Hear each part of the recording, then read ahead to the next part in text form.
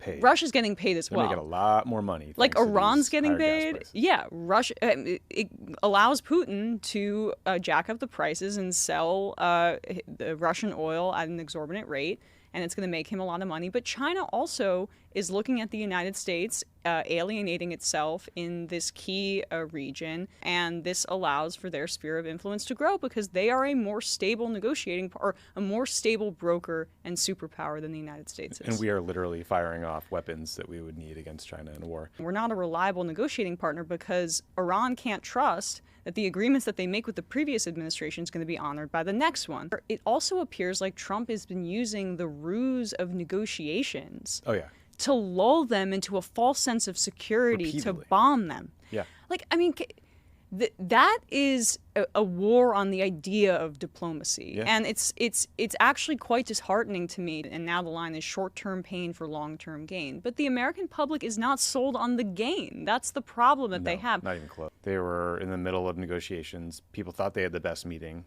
yet, the U.S. and Iranians, and then we started bombing them.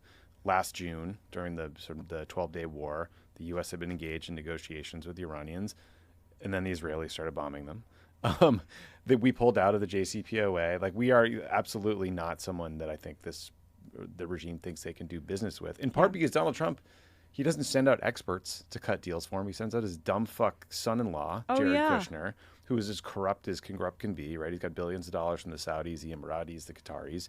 Then he sends his real estate buddy. They hold the cards. They have the ability to control the strait. And Trump doesn't want the political hit of sending the U.S. Navy personnel to escort oil tankers to the strait because it's quite likely that they will be killed. So instead, he was trying to say, hey, Europe, can you send your troops first on the front lines and they can potentially die for this war of choice that I have started? It is amazing how so much of our foreign policy right now is about giving some sort of head on a spike to this mad king psychopath. Yep. And the only victory that is achievable in this instance is one that is rhetorical and one that flatters his ego. And I'll take it if it means that this is over.